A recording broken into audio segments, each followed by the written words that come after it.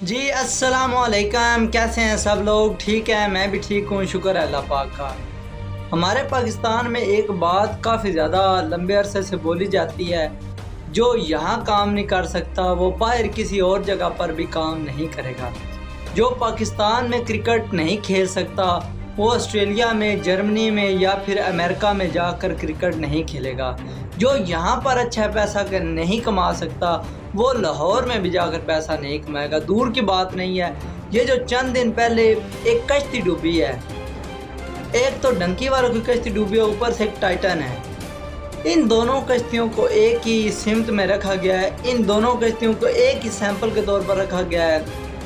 اب ٹائٹن والے اچھے خاصے کاروباری لوگ تھے، ملینئرز تھے، انہوں نے ٹائٹینک دیکھنے کا خواب دیکھا اور 7 کروڑ کا ٹکٹ لیا اور ٹکٹ کے ذریعے وہ ٹائٹینک کو وزٹ کرنے گئے۔ اب جیمز کیمرون نے بھی ٹائٹینک مووی بنانے سے پہلے ٹائٹینک کو وزٹ کیا تھا۔ اب یہ سارے لوگ لیگل طریقے سے ٹائٹینک کو وزٹ کرنے گئے تھے، یہ کوئی غیر قانونی طریقے سے ڈنکی لگا کر کسی اور کنٹری میں نہیں جا رہے تھے۔ اب پاکستانیوں کا حال آپ اس وقت یہ دیکھ لیں کہ یہ اس کشتی کو یعنی ٹائٹن کو اس ڈوبنے والی کشتی میں، جس میں اللیگل طریقے سے لوگ غیر قانونی طریقے سے یورپ کی طرف جا رہے تھے، اب یہ لوگ لیگل جا رہے تھے، جس وجہ سے پوری دنیا سے لوگ ان کے لیے دعائیں کرنے لگے، اور جہاں پر یہ کشتی ڈوبی اس جگہ پر لوگ ان کے لیگیلٹی کی وجہ سے سمندر میں چھلانگیں لگا گئے، بڑے بڑے بحری جہاز لے کر اس جگہ پر پہنچ گئے جہاں پر یہ حادثہ رونما ہوا تھا۔ اب لوگوں کا یہ جواز ہے کہ جو لوگ ڈنکی لگا کر یورپ کی طرف جانا چاہتے ہیں وہ معصوم ہیں، وہ غریب ہیں۔ اب آپ ایک اندازہ لگائیں، ان ڈنکی والوں میں ایک بندہ ایسا تھا جس کی ایک کریانے کی شاپ تھی اور وہ یہاں پر اچھا خاصا سیٹل تھا، مگر پھر بھی یورپ جانے کی اس کو چل مچی اور اس نے اپنی وہ دکان بیچی، اپنا وہ مکان بیچا، اپنی بیوی کے زیور بیچے، اپنی بائک بیچی، اس کے پاس ایک کار تھی وہ کار بیچی اور وہ نکل پڑا یورپ کے لیے۔ اب جو لوگ یورپ پہنچتے ہیں، تقریباً 100 بندہ اگر دن میں نکلتا ہے تو ان میں سے ایک بندہ ایسا ضرور ہوتا ہے جو کہ یورپ میں پہنچ جاتا ہے۔ اب جب وہ بندہ یورپ پہنچتا ہے وہاں پر وہ پیسے کماتا ہے اور وہی پیسہ واپس پاکستان بھیجتا ہے، اس پیسے سے اچھا گھر بنایا جاتا ہے، پھر ان کی شادیاں کی جاتی ہیں، شادیوں پر پھر وہ آئی فون لٹاتے ہیں، یورو لٹاتے ہیں، ڈالرز لٹاتے ہیں۔ تو جو لوگ اس شادی میں یہ سارا سین دیکھ رہے ہوتے ہیں ان کے مائنڈ میں ایک بات سیٹ ہو جاتی ہے کہ جب تک میں یورپ نہیں جاؤں گا میرے بھی ایسے حالات نہیں ہو سکتے۔ اب آپ یہ اندازہ لگا لیں کہ جن لوگوں نے اس واقعے کو دیکھا ہے، یعنی جو کشتی ڈوبی ہے، ان کو اس چیز سے کوئی مسئلہ نہیں ہے، ان کو بس مسئلہ ہے کہ ان کی قسمت خراب تھی، شاید میں ڈنکی لگاؤں تو میں آسانی سے یورپ پہنچوں۔ اب جو لوگ وہاں پہنچ جاتے ہیں، وہاں سے پیسہ بھیجتے ہیں، تو آس پاس کے پڑوسی ان کے گھر والے بھی یہی کہتے ہیں کہ ڈنکی والا تر گیا، یعنی اگر یہ بندہ یورپ پہنچ سکتا ہے تو ہر کوئی پہنچ سکتا ہے۔ تو اسی سوچ کو مد نظر رکھ کر ایجنٹ پھر ایسے لوگوں کو اپنے جال میں پھنساتے ہیں، یورپ کے اچھے خواب دکھاتے ہیں، کہتے ہیں کہ یورپ پہنچو گے تو کسی چیز کی کمی نہیں ہے، 30 سے 40 لاکھ روپیہ تم 3-4 مہینوں کے اندر ہی کما لو گے۔ حالانکہ اس وقت یورپ کے حالات پہلے جیسے نہیں رہے، جیسے یورپ کے پہلے حالات تھے اب یورپ بھی ایسے حالات میں نہیں رہا۔ وہاں پر کام بہت زیادہ مشکل ملتے ہیں، جو وہاں پر پاکستانی ٹھیکیدار ہوتے ہیں وہ باقی گوروں کی نسبت میں بہت کم پیسہ دیتے ہیں۔ اگر کوئی بندہ ان کے پاس کام کر رہا ہو، وہ اپنے حق کے لیے آواز اٹھاتا ہے کہ یار وہ فلاں بندہ مجھے 10 یورو دے رہا ہے، تم مجھے 7 یورو کیوں دے رہے ہو؟ آگے سے یہی سوال کا جواب وہ دیتا ہے کہ تم اللیگل طریقے سے آئے ہو، اگر تم نہیں کرنا چاہتے تو میں پولیس والوں کو فون کرتا ہوں، میں تمہیں پکڑوا کر واپس پاکستان ڈپورٹ کروں گا۔ لوگ وہاں پہنچ کر اپنے ہی پاکستانیوں کے ہتھے مجبور ہو جاتے ہیں۔ اگر اس چیز کو مانا جائے کہ پاکستانی غریب ہیں تو یہ بات بالکل انبلیویبل ہے، یعنی جو بندہ 25 سے 30 لاکھ روپے ایجنٹ کو دے سکتا ہے وہ پاکستان میں رہ کر کوئی اچھا کاروبار نہیں کر سکتا۔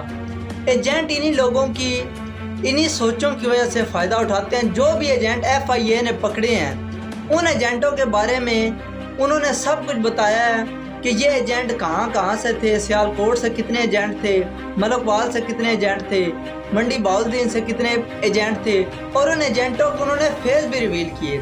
ان ایجنٹوں نے خود یہ بات ایکسیپٹ کی ہے کہ ہم نے اتنے لوگوں سے اتنا پیسہ ہینٹا ہے اور اتنے لوگوں کو ہم نے غیر قانونی طریقے سے اب تک یورپ میں روانہ کیا ہے۔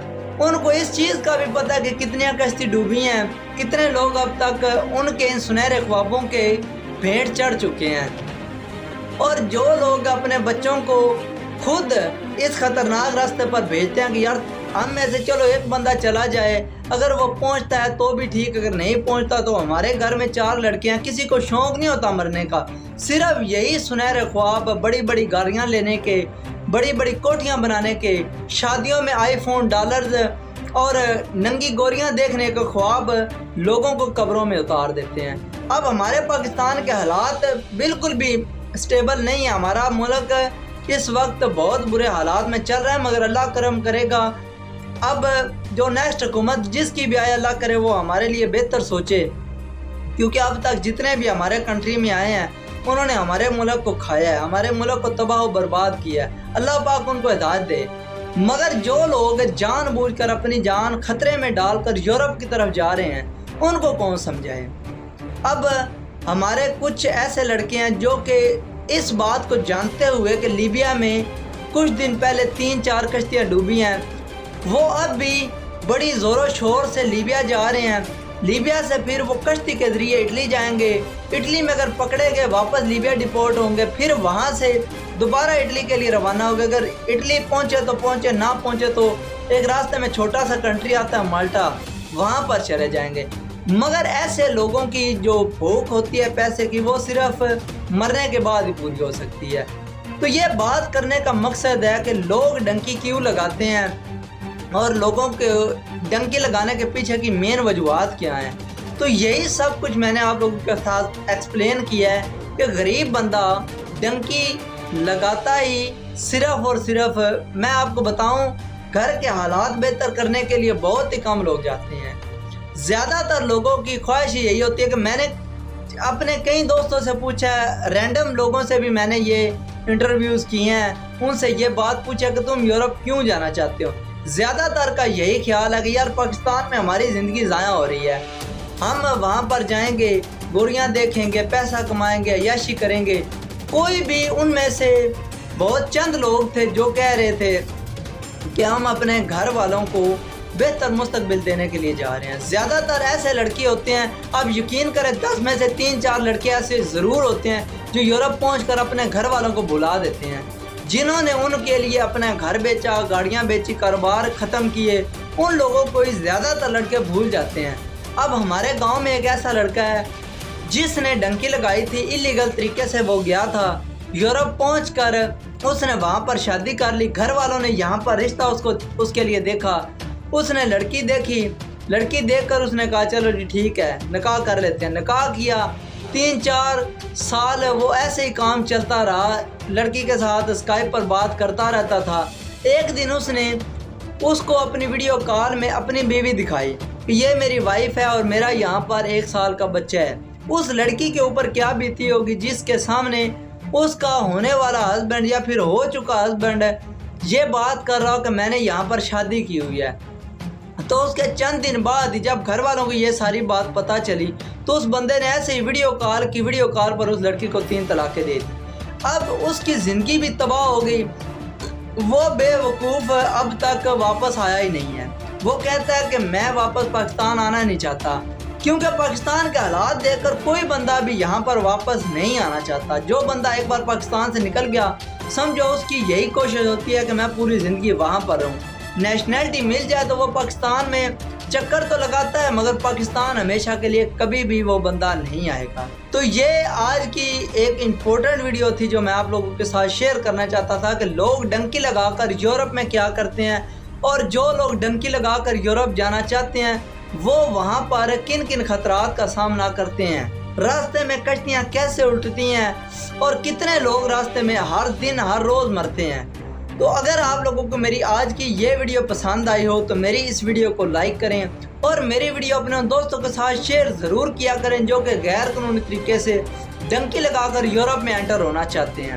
اگر آپ لوگوں نے میرے ابھی تک چینل کو سبسکرائب نہیں کیا ہوا تو میرے چینل کو سبسکرائب کر لیں، بیل آئیکن پریس کریں تاکہ اس طرح کی انفارمیٹیو، انٹرسٹنگ اور یونیک ویڈیوز آپ لوگوں تک بر وقت پہنچتے رہیں۔ نیکسٹ ویڈیو تک مجھے دیں اجازت، تب تک اپنا رکھیں خیال۔ اللہ نگہبان۔ For more updates, subscribe to our channel, click the show links and enjoy watching the videos.